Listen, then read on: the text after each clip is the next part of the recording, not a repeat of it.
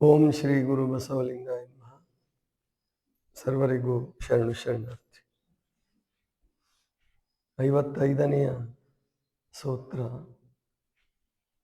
2ನೆಯ ಪಾದದ ಕೊನೆಯ ಸೂತ್ರ.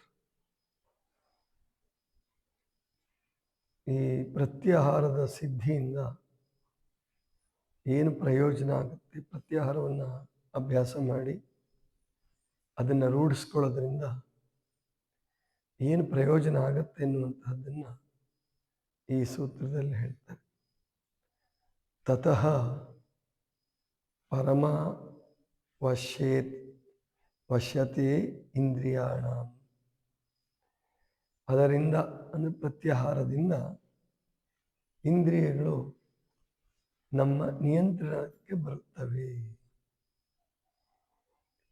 ಈಗಿನ ಕಾಲದ ದೊಡ್ಡ ಸಮಸ್ಯೆ ಅಂದರೆ ಇಂದ್ರಿಯಗಳನ್ನು ನಿಯಂತ್ರಿಸೋದಕ್ಕೆ ಆಗದೇ ಇರತಕ್ಕಂಥದ್ದು. ಹಿಂದೆ ಮನುಷ್ಯನಿಗೆ ಹೆಚ್ಚು ಸ್ವಾತಂತ್ರ್ಯ ಇರಲಿಲ್ಲ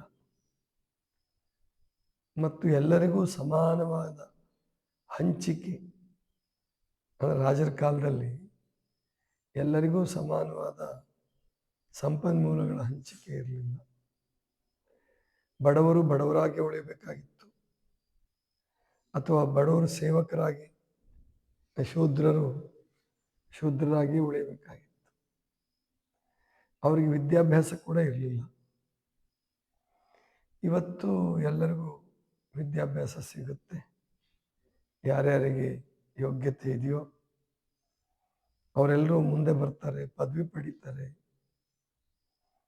ಮತ್ತೆ ದೊಡ್ಡ ದೊಡ್ಡ ನೌಕರಿಗಳನ್ನು ಹಿಡಿತಾರೆ.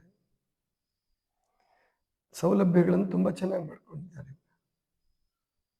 ನಗರ ಪ್ರದೇಶಗಳಿಗೆ ಹೋಗ್ಬಿಟ್ರೆ, ಅಥವಾ ನಗರ ಪ್ರದೇಶಗಳು ಅಷ್ಟೇ ಯಾಕೆ, ಹಳ್ಳಿಗಳಲ್ಲೂ ಕೂಡ ಇವಾಗ ಸಾಕಷ್ಟು ಸೌಲಭ್ಯಗಳನ್ನು ಮಾಡ್ಕೊಂಡಿದ್ದಾರೆ ಮನುಷ್ಯ. ಆದರೆ ಆಗ ಇದ್ದಂತಹ ನೆಮ್ಮದಿ, ಬಡತನದಲ್ಲಿ ಇದ್ದಂತಹ ನೆಮ್ಮದಿ ಇದೆಯಾ ಅಂತ ಕೇಳಿದ್ರೆ ಎಲ್ಲರೂ ಹೇಳೋದು ಇಲ್ಲ. ಯಾಕೆ ಅಂದರೆ ಕೇವಲ ಸೌಲಭ್ಯಗಳು ಮನುಷ್ಯನಿಗೆ ಸುಖ ಕೊಡಲಾರವು. ಅವನಿಗೆ ದುಶ್ಚಟಗಳಿದ್ರೆ, ಇಂದ್ರಿಯಗಳ ದೌರ್ಬಲ್ಯತೆ ಇದ್ದರೆ, ತನ್ನ ಮೇಲೆ ತನಗೆ ನಿಯಂತ್ರಣ ಇಲ್ಲದೆ ಹೋದರೆ, ಸಂಯಮ ಇಲ್ಲದೆ ಹೋದರೆ ಅವನು ಸಂತೋಷಿತನಾಗಿರೋಕ್ಕಾಗಲ್ಲ, ಆನಂದವಾಗಿರೋಕ್ಕಾಗಲ್ಲ ಅನ್ನೋದು ಈಗ ಏನು 90, 80, 90, 2000, 2010 ಈ ದಶಕಗಳೇನಿದ್ದಾವಲ್ಲ, ಈಗ ಗೊತ್ತಾಗ್ತಾ ಇದೆ ಮನುಷ್ಯನಿಗೆ.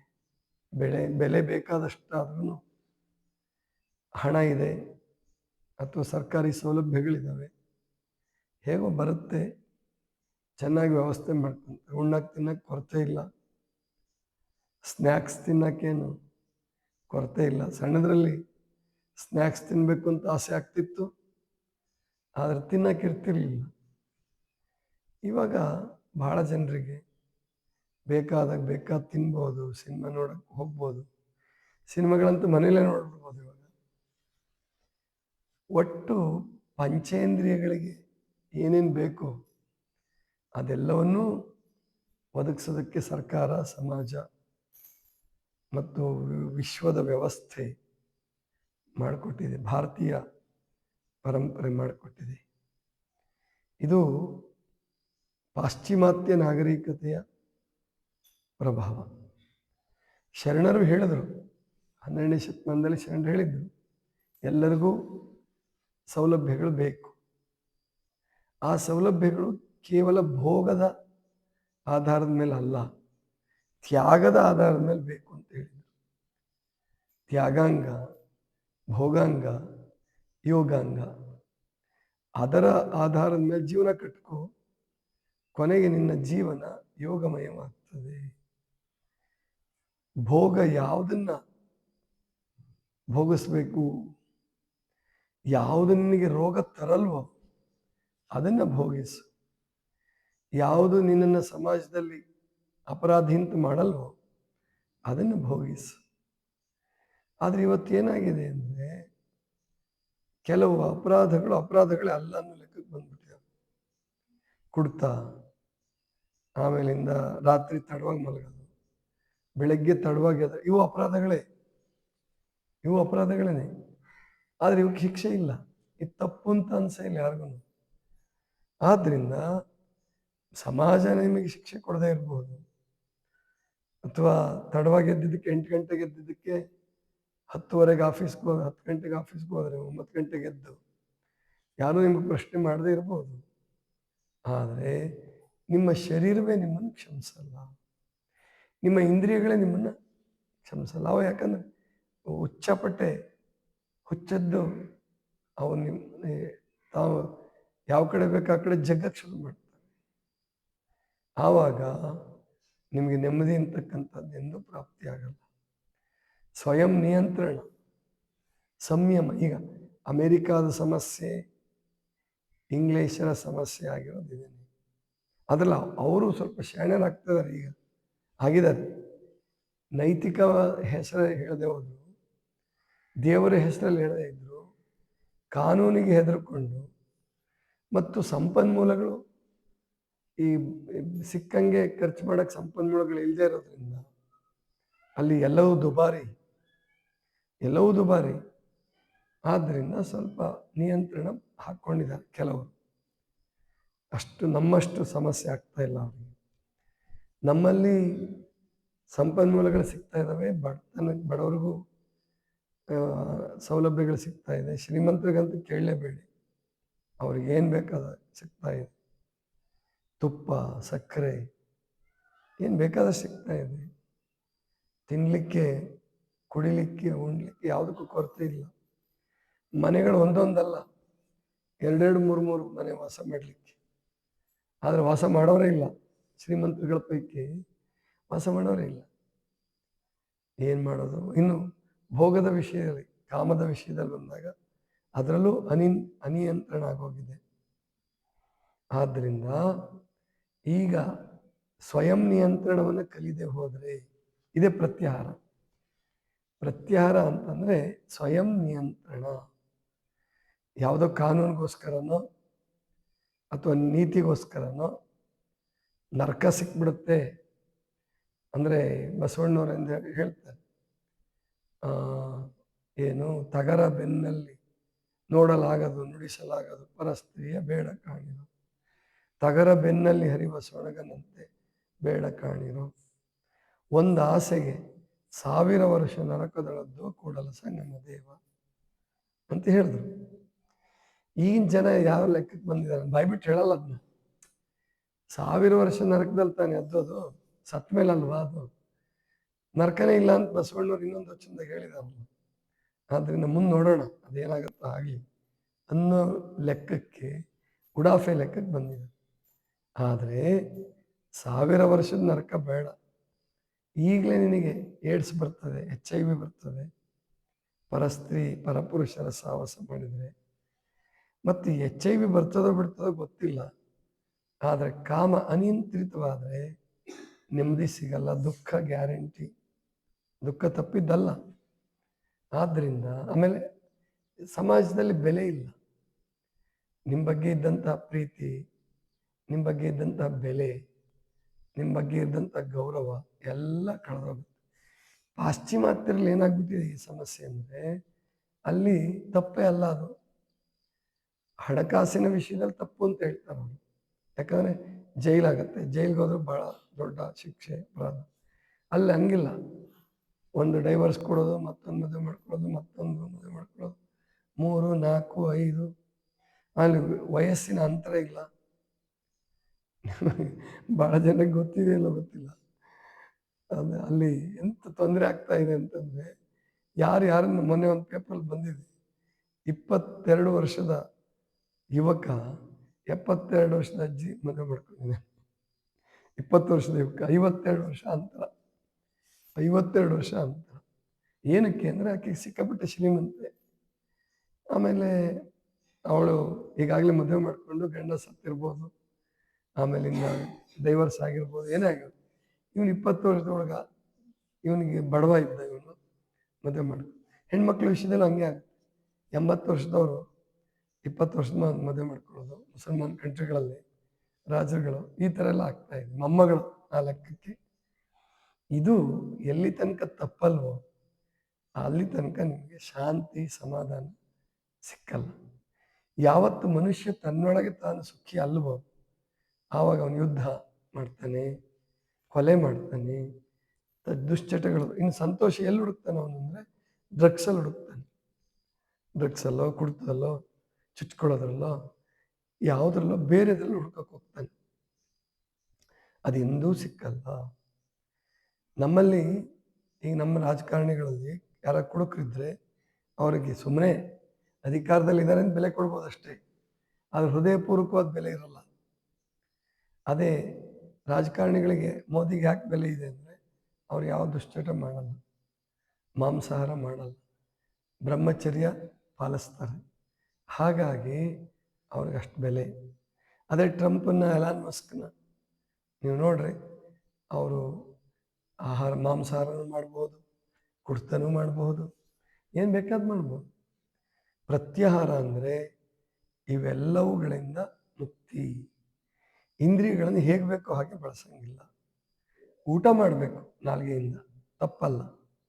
ಆದರೆ ಆ ಊಟದಲ್ಲಿ ಜಿರಳೆ, ಕಪ್ಪೆ, ಹಾವು, ಆಮೇಲಿಂದ ಇನ್ನೂ ಏನೇನೋ ಕುಡ್ತಾ ಎಲ್ಲವನ್ನೂ ಇಟ್ಕೊಂಡ್ರೆ ನಿನ್ನ ಆರೋಗ್ಯಕ್ಕೆ ಏನೂ ಆಗದೇ ಇರ್ಬೋದು, ಸ್ವಲ್ಪ ತಿನ್ಬೋದು.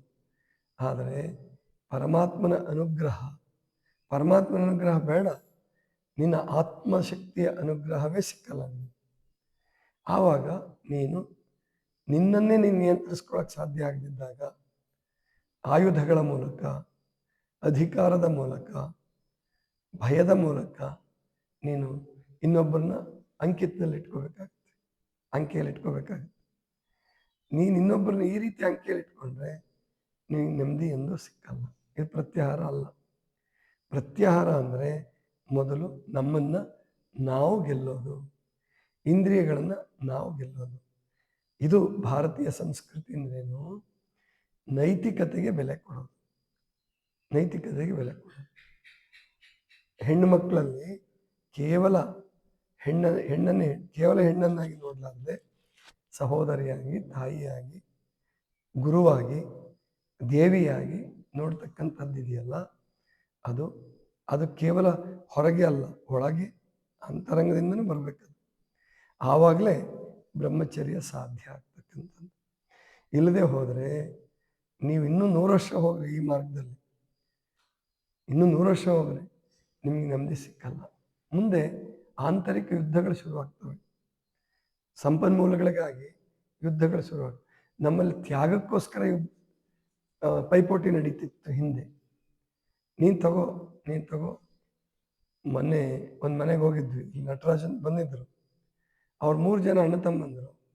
ಅವ್ರು ಹೇಳ್ತಾ ಇದ್ರು, ಪಾಲ್ ಮಾಡ್ಕೊಳ್ಳುವಾಗ ನಿನಗೆ ಜಾಸ್ತಿ ತಗೊಳಪ್ಪ, ನಿನಗೆ ಜಾಸ್ತಿ ತಗೋ, ನಿನಗೆ ಮಕ್ಕಳಿದ್ದಾರೆ, ನನಗೆ ಬರೀ ಹೆಣ್ಮಕ್ಳಿದ್ದಾರೆ, ನನಗೆ ಮಕ್ಕಳೇ ಇಲ್ಲ, ನೀನು ಜಾಸ್ತಿ ತಗೋ ಅಂತೇಳಿ 3 ಜನನು ಪ್ರೀತಿಯಿಂದ ಹಂಚ್ಕೊಂಡು ಇವತ್ತು 3 ಜನನು ಪರಸ್ಪರ ಪ್ರೀತಿಯಿಂದ ಬದುಕ್ತಾ ಇದ್ದಾರೆ. ಅಂದರೆ ತ್ಯಾಗದಲ್ಲಿ ಇರುವ ಸುಖ ಇದೆ. ತ್ಯಾಗ ಮಾಡಿ ಭೋಗಿಸೋದು, ತ್ಯಾಗಾಂಗ ಭೋಗಾಂಗ. ಸಿಕ್ಕಿದ್ದನ್ನೆಲ್ಲ ತಿನ್ನೋದಲ್ಲ. ಇದು ಬೇಡ, ಇದು ಬೇಡ, ಇದು ಬೇಡ. ಯಾವುದು ಪ್ರಸಾದವಾಗಿ ಬರ್ತದೋ, ಯಾವುದು ನನ್ನ ಆರೋಗ್ಯಕ್ಕೆ ಒಳ್ಳೆಯದು, ಅದು ಸಿನಿಮಾಗಳನ್ನೆಲ್ಲ ಮೊಬೈಲ್ ನೋಡ್ತಾ ಮಲ್ಕೊಳ್ಳೋದು, ಅದು ಕಣ್ಣಿನ ವಿಕಾರ. ಅದು ನಿದ್ದೆ ಬರ್ಬೋದು ನಿಮಗೆ, ಆದರೆ 12 ಗಂಟೆ ತನಕ ಬರಲ್ಲ, 7 ಗಂಟೆ ತನಕ, 8 ಗಂಟೆ ತನಕ ಎಚ್ಚರ ಆಗಲ್ಲ. ಆವಾಗ ನಿಮ್ಮ ಆರೋಗ್ಯ ಕೆಡುತ್ತೆ. ಕಣ್ಣನ್ನು ನಿಯಂತ್ರಿಸೋದು ಅಂದರೆ ರಾತ್ರಿ ನಾನು ಟಿ ವಿ ನೋಡಲ್ಲ, ಮೊಬೈಲ್ ನೋಡಲ್ಲ, ಅದ್ರ ಬದಲು ಪುಸ್ತಕ ಓದ್ತೀನಿ, ಈ ಥರ ಸಂಕಲ್ಪ ಮಾಡ್ತೀರಲ್ಲ, ಇದೇ ಪ್ರತ್ಯಾಹಾರ. ಅದರ ವಶ ಆಯ್ತಪ್ಪ ಅಂದರೆ ನೀನು ಪರಮ ಸುಖಿ ಆಗ್ತೀಯ. ಅಂತಹ ಪರಮ ಸುಖಿ ಆದವನೇ ಧ್ಯಾನ, ಮುಂದೆ ಧಾರಣ, ಧ್ಯಾನ, ಸಮಾಧಿ ಮಾಡಲಿಕ್ಕೆ, ಆ ಕಡೆ ಪ್ರಯಾಣ ಮಾಡಲಿಕ್ಕೆ ಅನುಕೂಲ ಆಗುತ್ತೆ. ನೀವು ಮಾಡೋದೆಲ್ಲ ಮಾಡಿ, ನೋಡೋದೆಲ್ಲ ನೋಡಿ, ವಿಜಯ ಮಲ್ಯನ್ ಥರ ಅಥವಾ ಓಶೋಂದು ಕೊನೆಗೆ ದಾರಿ ತಪ್ಪಿತು. ಓಶೋ ಸಿದ್ಧಾಂತ ಕೂಡ ದಾರಿ ತಪ್ಪಿಸ್ಕೊಂಡ್ರು. ಒಂದು ಡ್ರಗ್ಸ್ ತೊಗೊಂಡ್ರೆ ಏನಾಗಲ್ಲ, ಗಾಂಜಾ ಸೇದಿದ್ರೆ ಏನಾಗಲ್ಲ, ಧ್ಯಾನ ಮಾಡ್ಬೋದು. ಅದು ಬಹಿರಂಗವಾಗಿ ಹೇಳ್ತಿರ್ಲಿಲ್ಲ, ಒಳಗೆಲ್ಲ ವ್ಯವಸ್ಥೆ ಇತ್ತು. ನಿತ್ಯಾನಂದಂದು ಆಗಿದ್ದಾಗೇನೆ. ನಿತ್ಯಾನಂದ ಏನು ಅಪರಾಧಿ ಆಗಕ್ಕೆ ಅಥವಾ ಇವತ್ತು ಏನೂ ಇಲ್ಲದೆ ಲೆಕ್ಕ ಇಲ್ಲದೆ ಏನು ಬದುಕ್ತಿದ್ದಾನಲ್ಲ, ಇದಕ್ಕೆಲ್ಲ ಕಾರಣ ಒಳಗೊಂದು ಹೊರಗೊಂದು ಇಟ್ಕೊಳ್ಳೋದು. ಇದು ಪ್ರತ್ಯಾಹಾರ ಅಲ್ಲ. ಒಳಗೊಂದು ಹೊರಗೊಂದು ಇಟ್ಕೊಂಡಾಗ ಹಿಂಸೆ ಆಗೇ ಆಗುತ್ತೆ. ಆದರೆ ಅದನ್ನು ನಾನು ಅರ್ಥ ಮಾಡಿಕೊಂಡು ಡ್ರಗ್ಸ್ಗಳಿಗೆ ಅಡಿಕ್ಟ್ ಆಗಲಾರ್ದೇನೆ ಅಥವಾ ಮೋಸಕ್ಕೆ ಒಳಗಾಗಲಾರ್ದೇನೆ, ಬೇರೆಯವ್ರಿಗೂ ಮೋಸ ಮಾಡಲಾರ್ದೇನೆ, ನನ್ನ ತನವನ್ನು ನಿಜವಾಗಿ ಅರ್ಥ ಮಾಡಿಕೊಂಡು ನಮ್ಮ ಸಂಯಮವನ್ನು ರೂಢಿಸ್ಕೊಳ್ಳೋದಿದೆಯಲ್ಲ, ಅದೇ ಪ್ರತ್ಯಾಹಾರ. ಆ ಇಂದ್ರಿಯಗಳ ವಶವೇ. ಅದಕ್ಕೆ ಯಾವುದಪ್ಪ ವಿಜಯ? ನಿಜಗುಣ ಶಿವ ಹೇಳ್ತಾರೆ, ಜಗತ್ತಿನಲ್ಲಿ ವಿಜಯ ಯಾವುದಂದ್ರೆ ಕರ್ಣ ವಿಜಯ. ಕರ್ಣ ವಿಜಯವೇ ವಿಜಯ. ಅಂದರೆ ಇಂದ್ರಿಯಗಳನ್ನು ಗೆಲ್ಲೋದೇ ನಿಜವಾದ ವಿಜಯ. ನೀನು ಮುಖ್ಯಮಂತ್ರಿ ಆಗು, ಪ್ರಧಾನಮಂತ್ರಿ ಆಗು, ಶಾಸಕ ಆಗು, ಬೇಕಾದಾಗ ಇಂದ್ರಿಯಗಳನ್ನೇ ಜಯಿಸದೆ ಹೋದರೆ ನಿನಗೆ ಸುಖ ಇಲ್ಲ. ನಿನಗೇನು ಸುಖ ಇಲ್ಲದೆ ಇದ್ದಾಗ ಬೇರೆಯವ್ರಿಗೇನು ಸುಖ ಕೊಡ್ತೀಯ? ಆವಾಗ ತಪ್ಪುಗಳು ಘಟಿಸ್ತವೆ. ಮಾಡಬಾರ್ದು ಮಾಡೋಕ್ಕೆ ಹೋಗ್ತಾನೆ, ಅಧಿಕಾರ ಕಳ್ಕೊತಾನೆ, ತೊಂದರೆ, ದುಃಖ, ನೋವು, ಕೊನೆಗೆ ಜೈಲು. ಇದು ಮನುಷ್ಯನ ದುರಂತ. ಈ ಸಂಸ್ಕೃತಿ ನಮಗೆ ಬೇಡ. ಈ ಪಾಶ್ಚಿಮಾತ್ಯ ಸಂಸ್ಕೃತಿ ಬೇಡ ನಮಗೆ. ನಮಗೆ ಬೇಕಾಗಿರೋದು ಸ್ವಯಂ ನಿಯಂತ್ರಣ, ಸಂಯಮ. ನಮಗೆ ಬಸವಣ್ಣವ್ರು ತೋರಿಸ್ಕೊಟ್ಟಿದ್ದು ಬುದ್ಧ, ಮಹಾವೀರ, ಗಾಂಧೀಜಿ, ನಮ್ಮ ಋಷಿಗಳು, ಶಂಕರಾಚಾರ್ಯರು ಎಲ್ಲರೂ ಕೂಡ ಒಳಗೆ ದೇವ್ರ ಬಗ್ಗೆ ಏನೇನೋ ಕೆಲವು ವ್ಯತ್ಯಾಸಗಳಿರ್ಬೋದು, ಆದರೆ ನಮ್ಮವ್ರು ಎಲ್ಲರೂ ಬದುಕಿರೋದು ಸ್ವಾಮಿ ವಿವೇಕಾನಂದರು, ಗಾಂಧೀಜಿಯವರೆಗೆ, ಮಹರ್ಷಿ ಅರವಿಂದ್ರವರೆಗೆ ಎಲ್ಲರೂ ನಮಗೆ ತೋರಿಸ್ಕೊಟ್ಟಿರೋದು ತ್ಯಾಗ ಸಹಿತವಾದ ಭೋಗ, ತಪಸ್ಸು ಸಹಿತವಾದ ನಿಯಂತ್ರಣ, ಸ್ವಯಂ ನಿಯಂತ್ರಣದ ಮೂಲಕ ಪ್ರೀತಿಯಿಂದ ನಿಯಂತ್ರಿಸೋದು ಜಗತ್ತನ್ನು. ಅಧಿಕಾರದಿಂದ ಅಲ್ಲ, ಜ್ಞಾನದಿಂದ ಹೇಳಿದಂಗೆ ಕೇಳಿಸೋದು, ಅಧಿಕಾರದಿಂದ ಅಲ್ಲ. ಇದು ವಿಶ್ವಮಾನವ ದೃಷ್ಟಿಕೋನ. ಇದು ನಿಜವಾದ ಪ್ರತ್ಯಾಹಾರ. ಸರ್ವರಿಗೂ ಶರಣ.